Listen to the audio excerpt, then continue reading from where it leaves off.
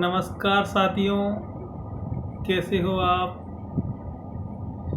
मैं डॉक्टर विकास शर्मा, सहायक आचार्य, राजकीय महाविद्यालय बूंदी।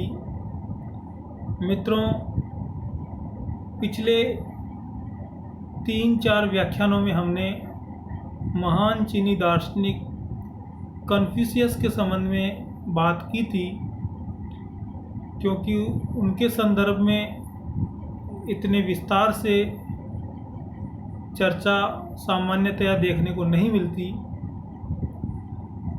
उसी कड़ी के तहत पाश्चात्य राजनीतिक विचारकों में बहुत महत्वपूर्ण विचारक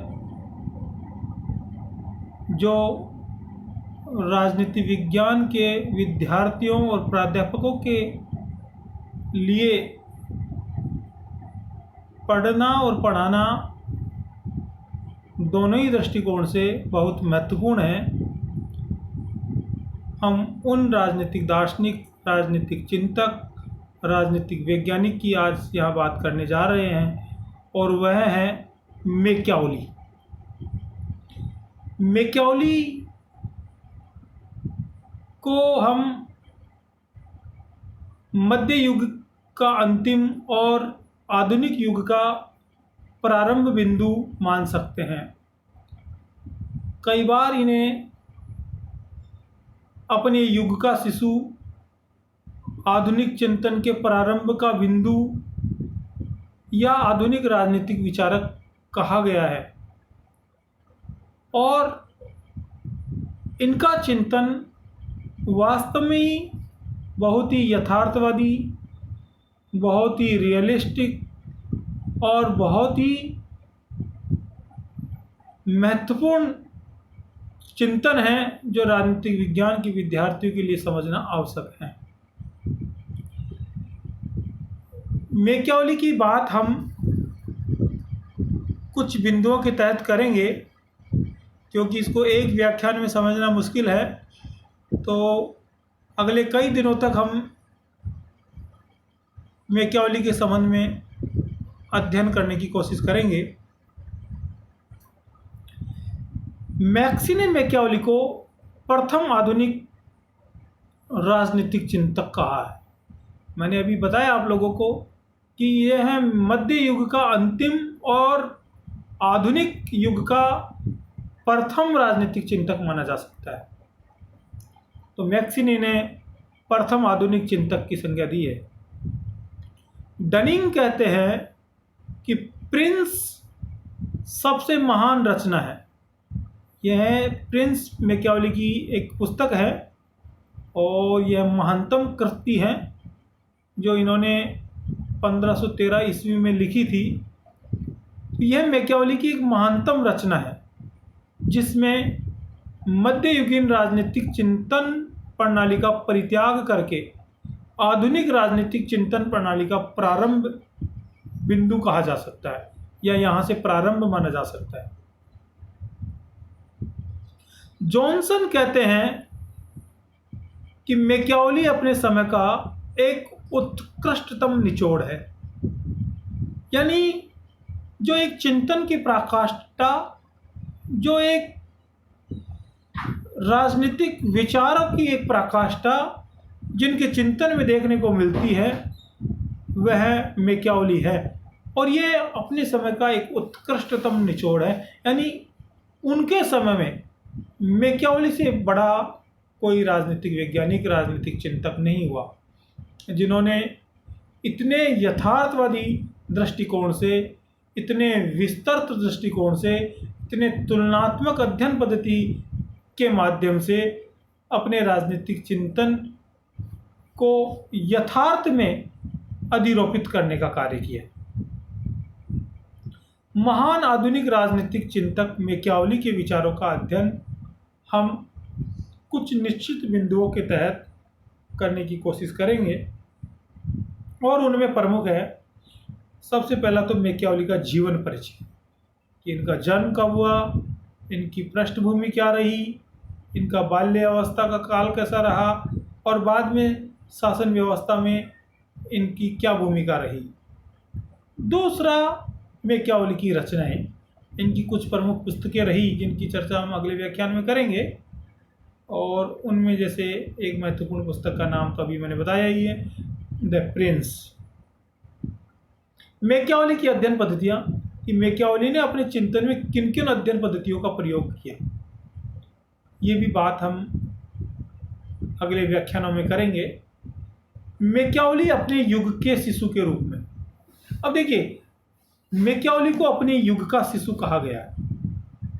वैसे तो हर व्यक्ति अपने युग का शिशु होता है, क्योंकि देश काल और परिस्थितियों का प्रभाव हर व्यक्ति के व्यक्तित्व पर पड़ता है और वह उनसे कुछ सीखने की कोशिश करता है।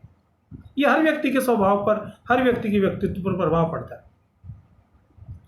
तो इसलिए हर व्यक्ति अपने युग का शिशु तो है ही, लेकिन मैकियावेली के लिए ये युक्ति उपयोग में लाई गई है, तो इसका मतलब कुछ विशिष्ट हो सकता है, और वह यह है कि मैकियावेली पर अपने युगकालीन परिस्थितियों का प्रभाव सर्वाधिक पड़ा। यानी यह अपने समकालीन परिस्थितियों से सर्वाधिक प्रभावित रहे, और उन परिस्थितियों को परिवर्तित करने का, इटली को एकीकृत करने का, जो विखंडित था इटली साम्राज्य, उसको एकीकृत करने का, उसकी शासन व्यवस्था को सुव्यवस्थित करने का जो कार्य मैकियावेली ने किया, वह किसी अन्य चिंतक ने नहीं किया।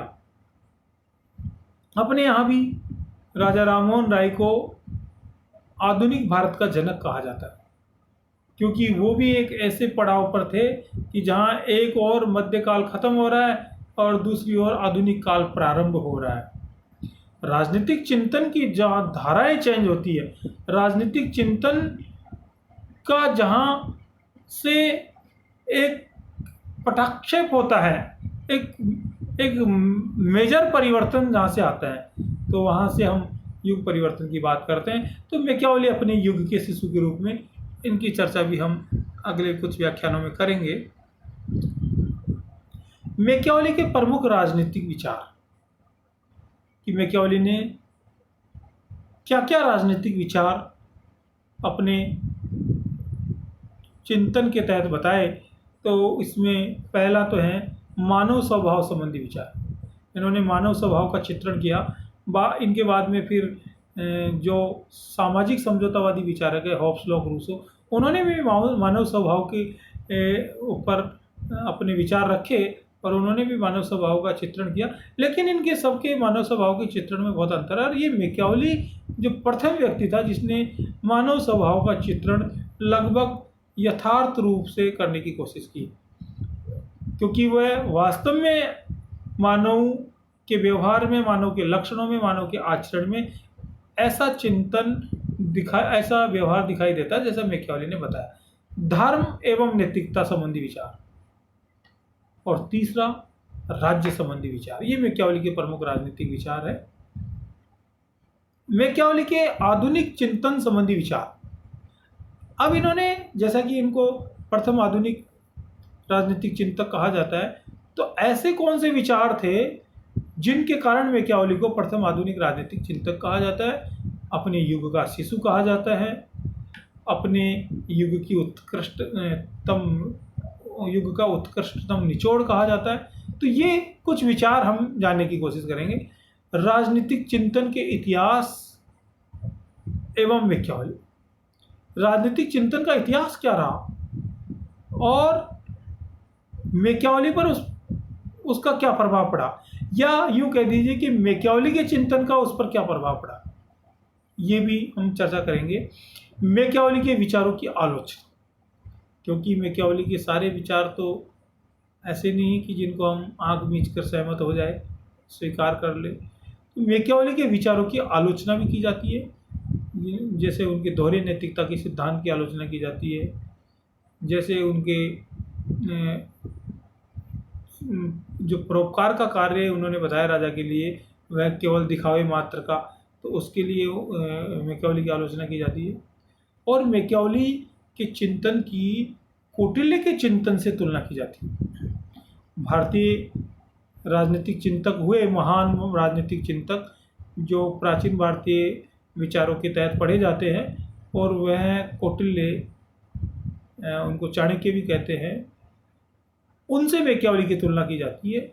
लेकिन मैकियावली और उनके चिंतन में काफ़ी मौलिक अंतर भी है, जो हमको दोनों का तुलनात्मक अध्ययन करने पर दिखाई देगा। तो मैकियावली का यहाँ हम अध्ययन करने जा रहे हैं, और अगले कुछ व्याख्यानों में हम मैकियावली के इन सब विचारों पर, इन सब उनके राजनीतिक चिंतन पर प्रकाश डालेंगे।